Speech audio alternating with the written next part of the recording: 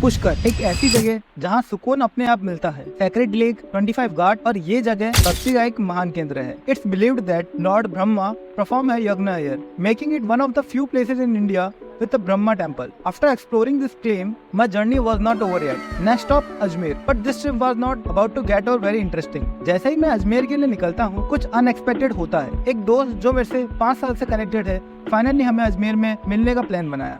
पुष्कर से निकलकर अजमेर की तरफ गया और बस ने मुझे 7 वंडर पार्क पे यहाँ छोड़ दिया और वहाँ से मेरा अजमेर का सफर ऑफिशियली शुरू हो गया। किसी भी शहर का एसेंस तब तक नहीं समझ आता है जब तक वहाँ का खाना ट्राई ना करो। So we headed to Masala Chowk, a foodie's paradise with the chaats, samosas and very much varieties.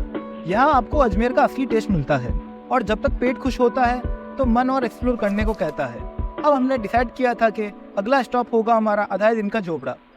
It is the one of the oldest structure in Ajmer, built in the 12th century by Qutb-ud-Din Aqib.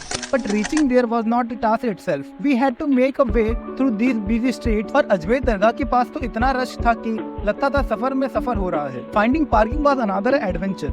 A small street, no designated parking, एक random person को पैसे देके parking spot मिलना, ये सब भी इस trip का एक छोटा सा पार्ट था। तो फाइनली हम पहुंचे 2.5 दिन का झोपड़ा, एक ऐसी जगह जो कि सिर्फ 2.5 दिन में बनाई गई थी। टोटल 60 घंटों में इस मस्जिद को तैयार किया गया था। ये एक मस्जिद थी जो कि पहले एक संस्कृत स्कूल हुआ करता था। The architecture is mix of Hindu and Islamic style and the carvings of intricate type. पर मुझे ये सब देखने के बाद लगा कि ये जगह मेरे लिए कुछ खास नहीं थी और वेजिटेरियन के लिए नैरो स्ट्रीट में मीट शॉप की स्मेल इतना ओवरवेलमिंग था कि बस ये जल्दी से खत्म करना था। Historically it is fascinating, but personally I didn't connect much with the place. The long wall and the structure were impressive, पर मेरे लिए ये एक वन टाइम विजिट ही था। चलो अब टाइम आ गया था एक और हिस्ट्रिकल प्लेस का जो कि मुझे पर्सनली बहुत ही पसंद आया था, सोने की नसनिया।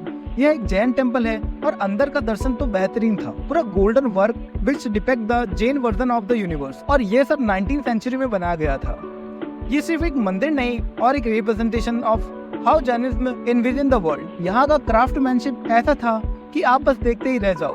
एक पीसफुल और fascinating experience. As the sun started to set, I headed towards the Nareli Jain temple जो अजमेर के आउटस्कर्ट में है। This place is relatively modern Jain temple, but it is surrounded by 24 small temples symbolizing the small thinkers of Jainism. ये जगह काफी peaceful थी और शाम के वक्त जब सूरज ढल रहा था तब टेम्पल्स के ऊपर एक गोल्डन ग्लो आ गया। It was magical. लेकिन यहाँ भी मैंने एक मिस्टेक कर दी। मुझे नहीं पता था और रात के 7 बजे के बाद कोई ट्रांसपोर्ट नहीं मिलता वापस अजमेर जाने के लिए। So as I found myself stuck in Nareli with no buses as cab, I had no choice but to walk around 3 kilometers on an empty road, believing that's not how I planned to end my day. लेकिन अजमेर का सफर surprises से भरा था। एक unknown saviour gave me a lift, saved the day. Moral of the story: Ajmer will surprise you when you least expect it. That was my day in Ajmer.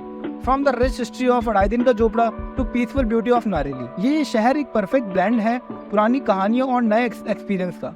Until the next time, Ajmer.